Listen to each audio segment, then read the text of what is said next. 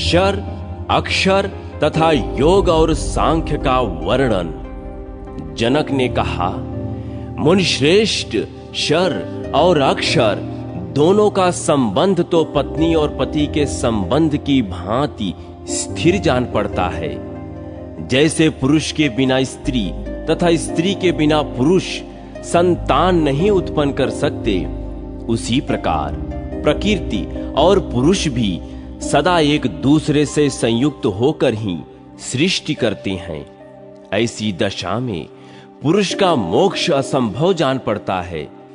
यदि मोक्ष के निकट पहुंचने वाला कोई दृष्टांत हो तो बताइए, क्योंकि आपको सब कुछ प्रत्यक्ष है।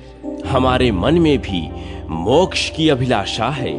हम भी उस पद को प्राप्त करना चाहते हैं जो अनामय, अजेय, बुढ़ापे से रहित, नित्य, इंद्रियातीत एवं परम स्वतंत्र है। वशिष्ठ जी बोले, राजन, तुम्हारा कहना ठीक है। तुमने वेद और शास्त्रों का दृष्टांत देकर अपना प्रश्न उपस्थित किया है, तथापि अभी ग्रंथ का यथार्थ तत्व तुम्हारे समझ में नहीं आया है। जो वेद और शास्त्रों के ग्रंथों को रट लेता है किंतु उसके तत्व को नहीं समझता, उसका वह रटना व्यर्थ है। जो याद किए हुए ग्रंथ का अर्थ नहीं जानता, वह तो केवल उसका बोझ ढोता है। उसके तत्व का यथार्थ बोध होने से ही वह उसके अर्थ को ग्रहण कर सकता है। जिसकी बुद्धि स्थूल और मंद है, अतएव जो ग्रंथ के तत्व को ठीक ठाक जानने के लिए उत्सुक नहीं है, वह उस ग्रंथ के विषय का निर्णय कैसे कर सकता है। जो मनुष्य ग्रंथ के तत्व को जाने बिना ही लोभ अथवा दंभवश उस पर विवाद करता है, वह पापी नरक में पड़ता है। इसलिए महाराज, सांख्य और योग के ज्ञाता महात्मा पुरुषों के मत में मोक्ष का जैसा स्वरूप देखा जाता है, उसे मैं यथार्थ रूप से बतलाता हूं। सुनो, योगी जिस तत्व का साक्षात्कार करते हैं, सांख्य के विद्वान भी उसी का ज्ञान प्राप्त करते हैं। जो सांख्य और योग को एक समझता है, वही बुद्धिमान है। जैसे बीज से बीज की उत्पत्ति होती है, उसी प्रकार द्रव्य से द्रव्य की, इंद्रिय से इंद्रिय की और देह से देह की प्राप्ति होती है। परंतु परमात्मा तो इंद्रिय, बीज, द्रव्य और देह से रहित तथा निर्गुण है। अतः उसमें गुण कैसे हो सकते हैं? जैसे आकाश आदि गुण सत्वादि गुणों से उत्पन्न होते हैं और उन्हीं में लीन हो जाते हैं, उसी प्रकार सत्वादि गुण भी प्रकृति से उत्पन्न होकर उसी में लीन होते हैं। आत्मा तो जन्म मृत्यु से रहित, अनंत, सबका दृष्टा एवं अद्वितीय है। वह सत्वादि गुणों में केवल आत्माभिमान करने के कारण गुण स्वरूप कहलाता है। गुण तो गुणवान में ही रहते हैं, निर्गुण आत्मा में गुण कैसे रह सकते हैं? अतः गुणों के स्वरूप को जानने वाले विद्वान पुरुष ऐसा मानते हैं कि जब जीवात्मा इन प्राकृत गुणों में अपनेपन का अभिमान करता है, उस समय वह गुणवान सा ही होकर भिन्न भिन्न गुणों को देखता है। किंतु जब उस अभिमान को छोड़ देता है, उस समय देहादि में आत्म बुद्धि का परित्याग करके अपने विशुद्ध परमात्मा स्वरूप का साक्षात्कार करता है। उस परमात्मा को बुद्धि आदि से परे सांख्य योग स्वरूप बताया गया है।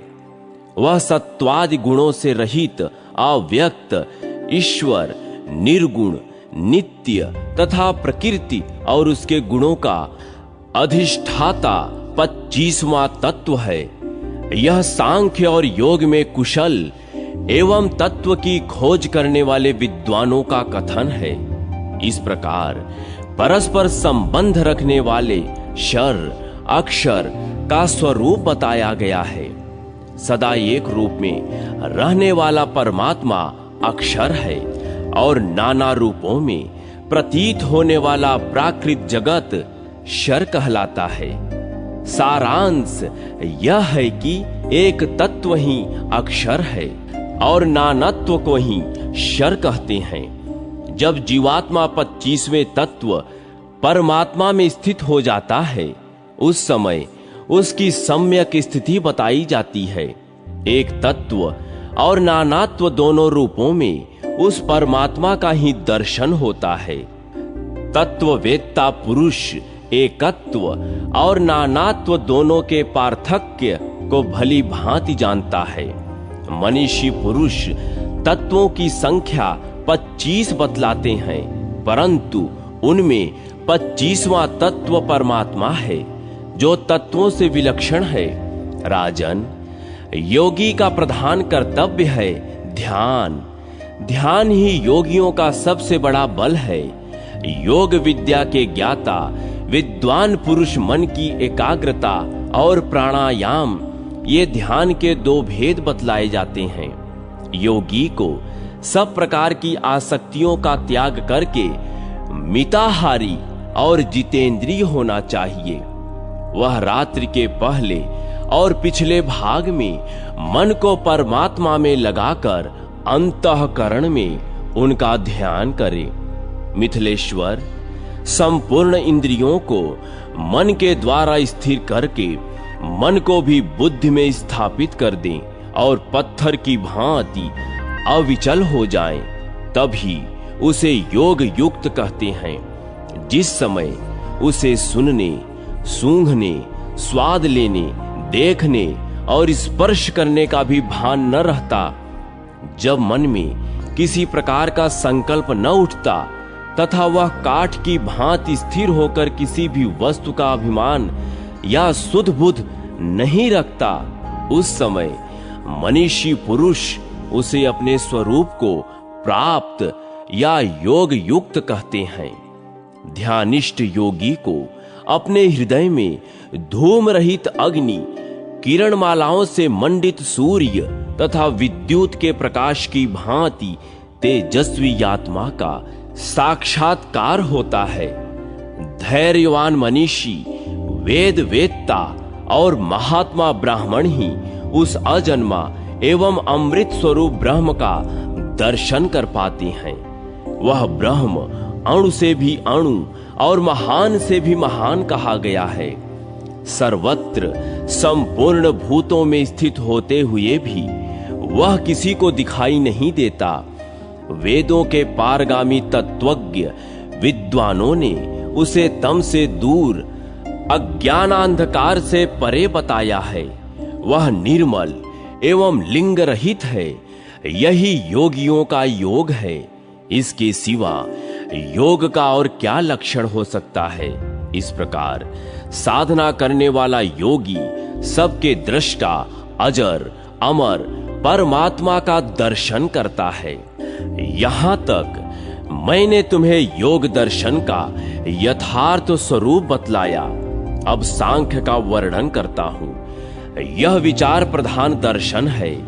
राजन, प्रकृतिवादी विद्वान मूल प्रकृति को अव्यक्त कहते हैं। उससे दूसरा तत्व प्रकट हुआ जो महतत्व कहलाता है। महतत्व से अहंकार नामक तीसरे तत्व की उत्पत्ति सुनी गई है। सांख्य दर्शन के ज्ञाता विद्वान अहंकार से सूक्ष्म भूतों का पंच तन्न मात्राओं का प्रादुर्भाव बतलाते हैं। इन आठों को प्रकृति कहते हैं। इनसे 16 तत्वों की उत्पत्ति होती है जो विकृत कहलाते हैं। 5 ज्ञानेंद्रियां, 5 कर्मेंद्रियां, 11वां मन तथा 5 स्थूल भूत, ये ही 16 विकार हैं। ये प्रकृति और विकृत मिलकर 24 तत्व होते हैं। सांख्य दर्शन में तत्वों की इतनी ही संख्या मानी गई है। सांख्य मार्ग पर स्थित और सांख्य विधि के ज्ञाता मनीषी पुरुष ऐसा ही कहते हैं। जो तत्व जिससे उत्पन्न होता है उसका उसी में लय भी होता है। प्रकृति परमात्मा के सन्निधान से अनुलोम क्रम के अनुसार तत्वों की रचना करती है। अर्थात प्रकृति से महतत्व, महतत्व से अहंकार तथा अहंकार से सूक्ष्म भूत आदि के क्रम से सृष्टि होती है, किंतु उसका संहार विलोम क्रम से होता है। अर्थात पृथ्वी का जल में, जल का तेज में और तेज का वायु में लय होता है।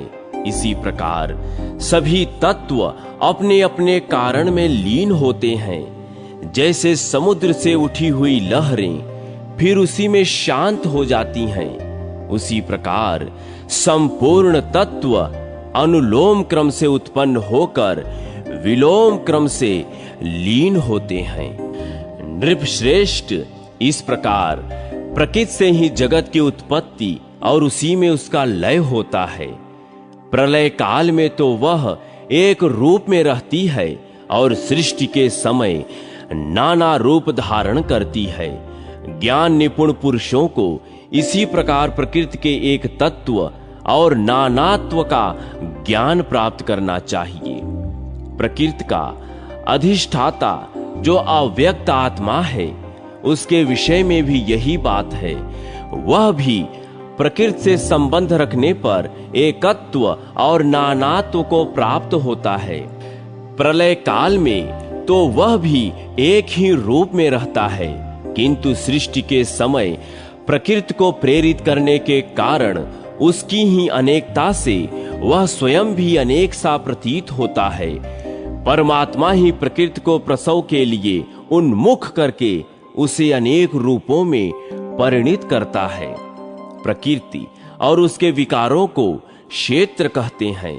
24 तत्वों से भिन्न जो 25वां तत्व महान आत्मा है, वही उस क्षेत्र में अधिष्ठाता रूप से निवास करता है।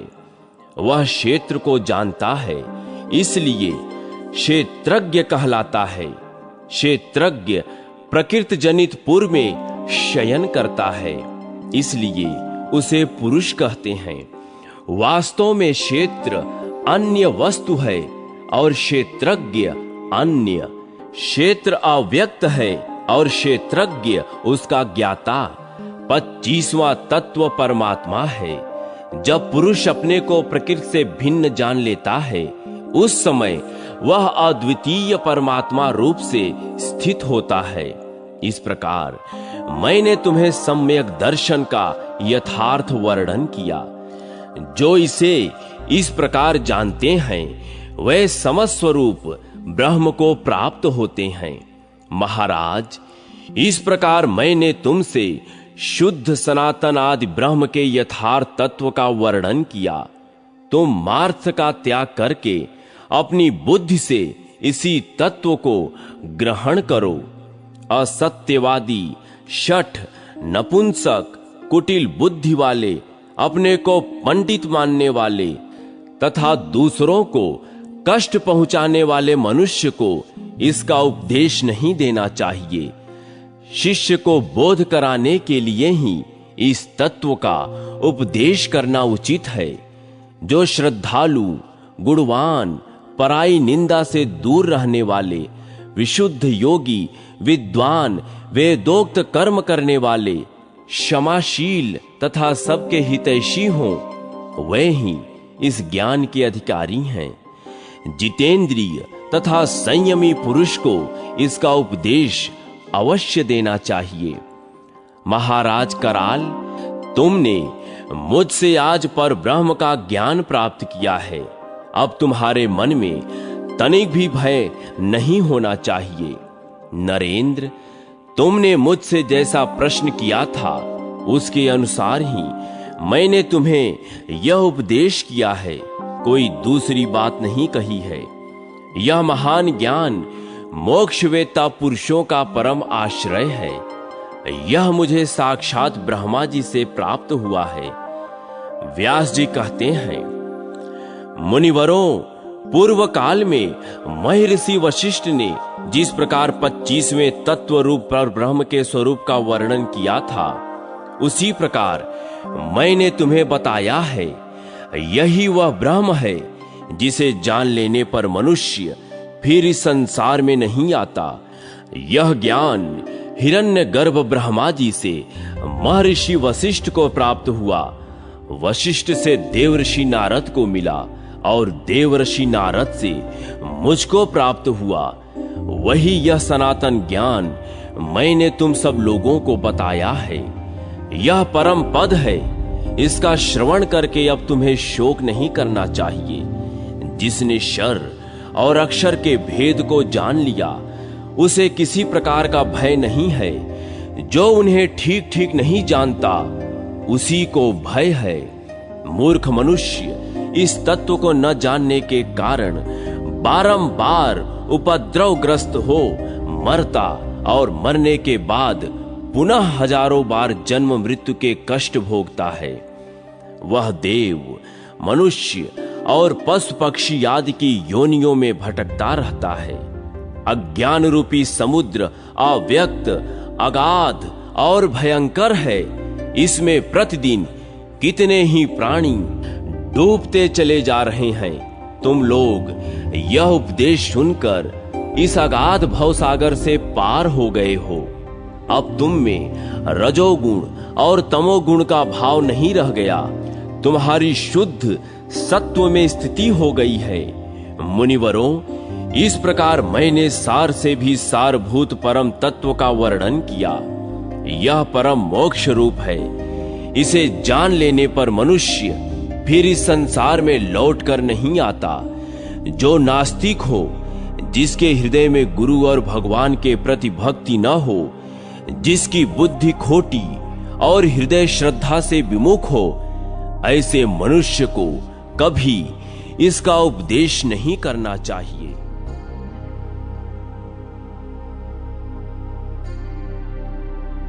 श्री ब्रह्म पुराण की महिमा तथा ग्रंथ का उपसंहार लोमहर्षण जी कहते हैं, द्विजवरों, इस प्रकार पूर्व काल में महर्षि व्यास ने सारभूत निर्दोष वचनों द्वारा मधुर वाणी में मुनियों को यह पुराण सुनाया था। इसमें अनेक शास्त्रों के शुद्ध एवं निर्मल सिद्धांतों का समावेश है।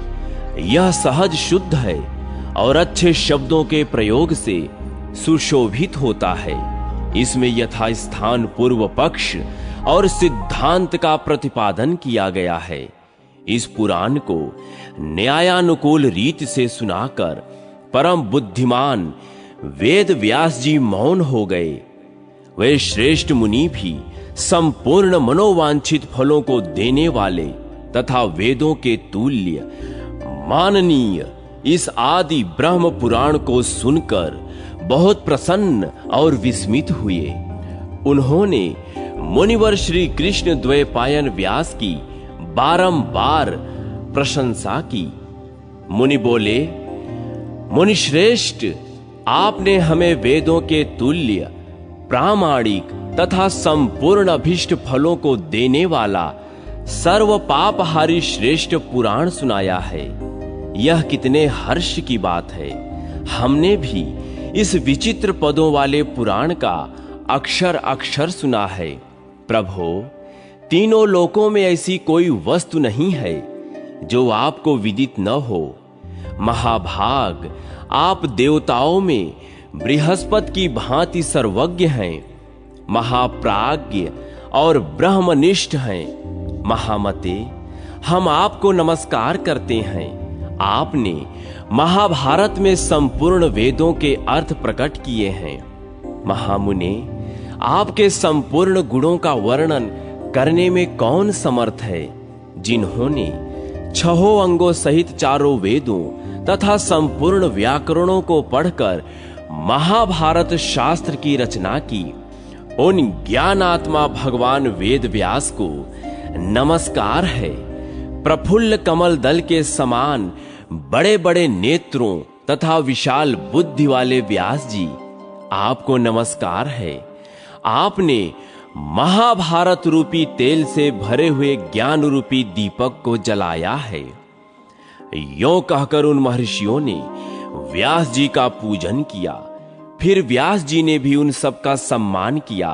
तत्पश्चात वे कृतार्थ होकर जैसे आए थे उसी प्रकार अपने आश्रम को लौट गए। मुनिवरों, आपने हमसे जिस प्रकार प्रश्न किया था उसके अनुसार हमने भी सब पापों का नाश करने वाले परम पुण्यमय इस सनातन पुराण का वर्णन किया। श्री व्यास जी की कृपा से ही मैंने यह सब कुछ आप लोगों को कह सुनाया है। गृहस्थ, सन्यासी और ब्रह्मचारी सबको ही इस पुराण का श्रवण करना चाहिए। यह मनुष्यों को धन और सुख देने वाला है, परम पवित्र एवं पापों को दूर करने वाला है। परम कल्याण की अभिलाषा रखने वाले ब्रह्मपरायण ब्राह्मण आदि को संयम और प्रयत्न पूर्वक यह पुराण सुनना चाहिए। इसको सुनने से ब्राह्मण विद्या, क्षत्रिय संग्राम में विजय, वैश्य अक्षय धन और शूद्र सुख पाता है। पुरुष पवित्र होकर जिस जिस काम में वस्तु का चिंतन करते हुए इस पुराण का श्रवण करता है उसको निश्चय ही प्राप्त कर लेता है। यह ब्रह्म पुराण भगवान विष्णु से संबंध रखने वाला है। इससे सब पापों का नाश हो जाता है। यह सब शास्त्रों से विशिष्ट और समस्त पुरुषार्थों का साधक है। यह जो मैंने आप लोगों को वेद तुल्य पुराण का श्रवण कराया है, इसको सुनने से सब प्रकार के दोषों से प्राप्त होने वाली पाप राशि का नाश हो जाता है। प्रयाग, पुष्कर, कुरुक्षेत्र तथा अर्बुदारण्य में उपवास करने से जो फल मिलता है वह इसके श्रवण मात्र से मिल जाता है। 1 वर्ष तक अग्नि में हवन करने से पुरुष को जो महापुण्यमय फल प्राप्त होता है वह इसे एक बार सुनने से ही मिल जाता है। ज्येष्ठ मास की शुक्ल पक्ष की द्वादशी को यमुना में स्नान करके मथुरापुरी में श्री हरि के दर्शन से मनुष्य जिस फल का भागी होता है वह एकाग्र चित्त होकर इस ब्रह्म पुराण की कथा कहने से ही प्राप्त हो जाता है। जो इसका पाठ अथवा श्रवण करता है वह भी उसी फल को प्राप्त करता है। जो मनुष्य प्रतिदिन श्रद्धा पूर्वक इस वेद सम्मित पुराण का पाठ या श्रवण करता है वह भगवान विष्णु के धाम में जाता है। और जो ब्राह्मण मन और इंद्रियों को संयम में रखकर पर्वों के दिन तथा एकादशी और द्वादशी तिथि को ब्रह्म पुराण वाचकर दूसरों को सुनाता है वह वैकुंठ धाम में जाता है। यह पुराण मनुष्यों को यश, आयु, सुख, कीर्ति, बल, पुष्टि तथा धन देने वाला और अशुभ स्वप्नों का नाश करने वाला है। जो प्रतिदिन तीनों संध्याओं के समय एकाग्र चित्त हो श्रद्धा पूर्वक इस श्रेष्ठ उपाख्यान का पाठ करता है वह संपूर्ण अभीष्ट वस्तुओं को प्राप्त कर लेता है।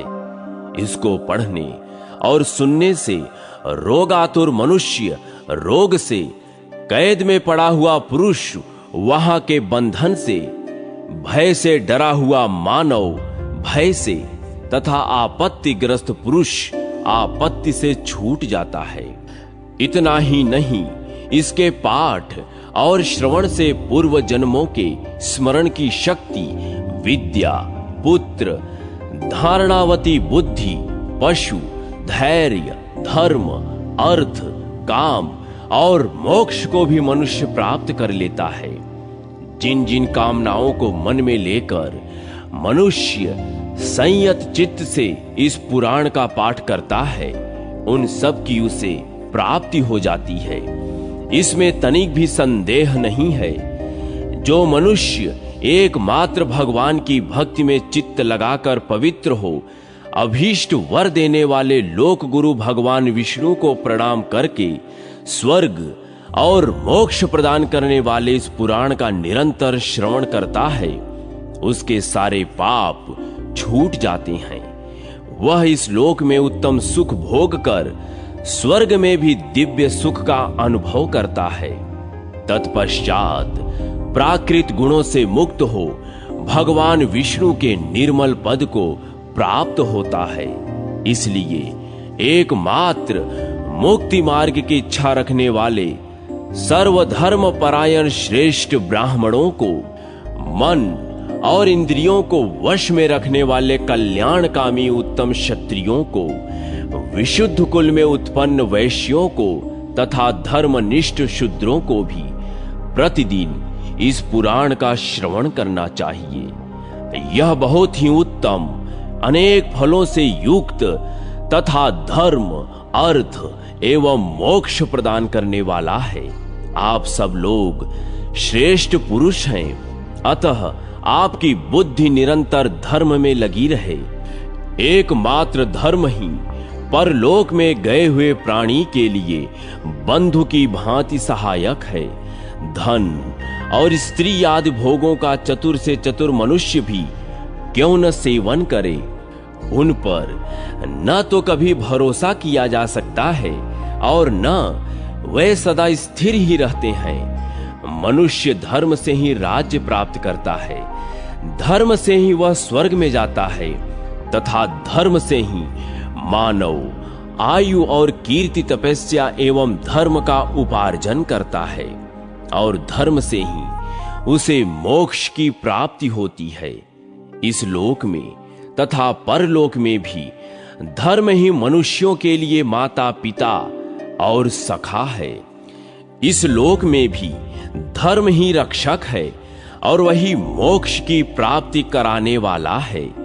धर्म के सिवा कुछ भी काम नहीं आता। यह श्रेष्ठ पुराण परम गोपनीय तथा वेद के तुल्य प्रामाणिक है। खोटी बुद्धि वाले और विशेषतः नास्तिक पुरुष को इसका उपदेश नहीं देना चाहिए। यह श्रेष्ठ पुराण पापों का नाश तथा धर्म की वृद्धि कराने वाला है। साथ ही इसे अत्यंत गोपनीय माना गया है। मुनियों, मैंने आप लोगों के सामने इसका कथन किया और आपने भी इसे भली भांति सुन लिया। अब आज्ञा दीजिए, मैं जाता हूं।